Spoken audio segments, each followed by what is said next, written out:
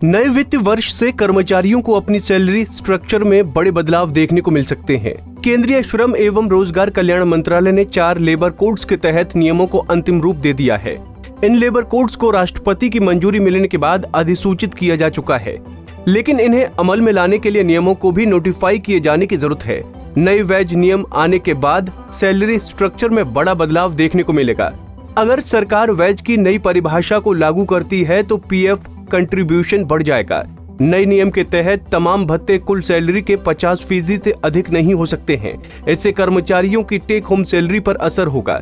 सरकार नए नियमों को अप्रैल से शुरू होने वाले नए वित्तीय वर्ष से लागू कर सकती है। नए कोड्स में बेसिक पे, डीए, रिटेनिंग और स्पेशल भत्तों को वेज में शामिल किया गया है।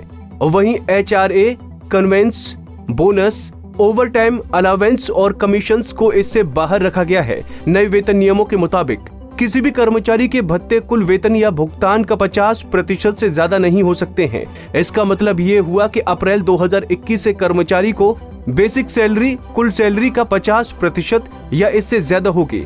भारत में आमतौर पर ज्यादातर कंपनियां कर्मचारी की सैलरी का गैर भत्ता हिस्सा कुल भुगतान के 50% से कम रखती हैं। इससे कंपनी को ईपीएफ और ग्रेच्युटी में कम योगदान करना पड़ता है और उनका बोझ कम हो जाता है। लेकिन नया वेतन कोड लागू होने के बाद कंपनियों को बेसिक सैलरी बढ़ानी पड़ेगी। इससे कर्मचारियों की टेक होम सैलरी तो घट जाएगी, लेकिन पीएफ योगदान और ग्रेच्युटी योगदान बढ़ जाएगा। साथ ही कंपनी कर्मचारी के लिए अपना पीएफ योगदान उसके सीटीसी यानी कॉस्ट टू कंपनी में जोड़ देगी। ऐसे में कर्मचारी की टैक्स लॉयबिलिटी भी घट जाएगी।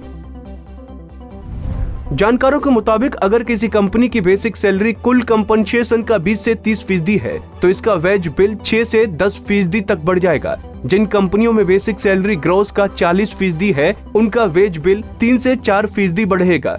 अगर बेसिक पे और ग्रॉस का रेशियो 30% के आसपास है और वेज कोड लागू होने के बाद इसे बढ़ाकर 60% किया जा सकता है। ऐसे में कंपनियों पर 2 गुना बोझ पड़ सकता है। साथ ही फिक्स्ड टर्म वाले कर्मचारियों पर खर्च बढ़ जाएगा क्योंकि ग्रेच्युटी अनिवार्य हो जाएगी। जानकारी के अनुसार हाई सैलरी और मिड सैलरी ग्रुप में कम बोझ पड़ेगा, लेकिन लोअर सैलरी रेंज ग्रुप में कंपनी का खर्च 25 से 30% बढ़ जाएगा।